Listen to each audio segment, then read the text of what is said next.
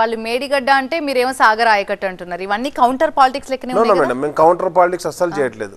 మేము ఏమన్నామంటే కృష్ణా గోదావరి రివర్స్ ఏవైతే ఉన్నాయో రెండు రివర్లతోటే మన తెలంగాణ ప్రాంతం పంటలు సస్యశ్యామలం చేసుకోవడానికి రైతులు బతకడానికి కావాల్సిన నీళ్ళు అక్కడే ఉన్నాయి.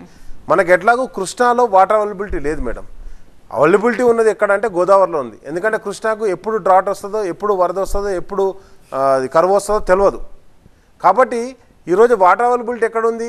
ఈరోజు కూడా అంటే ఈ అసలు రెయినీ సీజన్ కాకపోయినా కానీ ఇప్పటికీ మీకు మేడిగడ్డ దగ్గర డైలీ ఒక 5000 క్యూసెక్స్ ఆఫ్ వాటర్ డిశ్చార్జ్ అయితేనే ఉన్నాయి. కాబట్టి నేనేమంటున్నా అంటే మీకు గోదావరిలో అంటే గోదావరి పైన ఒకటి మనం స్పష్టంగా తెలుసుకోవాల్సింది ఏంటంటే ఎస్ఆర్ఎస్పి నిండాలంటే మహారాష్ట్రలో వర్షం పడాలి మేడం. మహారాష్ట్రలో వర్షం పడితే మనకు ఎస్ఆర్ఎస్పి నిండుతుంది.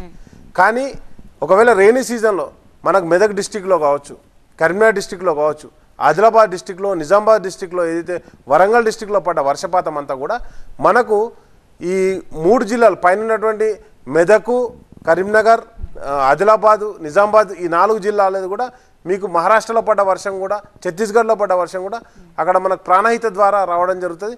ఇక్కడ మానేరు నుంచి కూడా మనకు గోదావరి సబ్ రివర్గా రావడం జరుగుతుంది.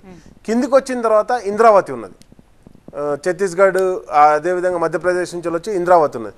ఆ తర్వాత కిందికి వచ్చిన తర్వాత ఈరోజు పోలవరం దగ్గర ఏదైతే ఉందో శబరి నది ఉందండి. కాబట్టి నేను ఏమంటున్నా అంటే ఈ 3 నదులే గోదావరిని జీవనదిగా మార్చేటి. మీకు ఎవ్రీ రెయినీ సీజన్లో దాదాపుగా 3 నుంచి 4000 టీఎంసీ ఆఫ్ వాటర్ సముద్రంలోకి వృధాగా పోవడం జరుగుతుందండి. కాబట్టి ఆ ఉన్న నీటిని ఒడిసిపట్టడం, మనకు కావాల్సినంత నీటిని సంపూర్ణంగా వాడుకోవడం.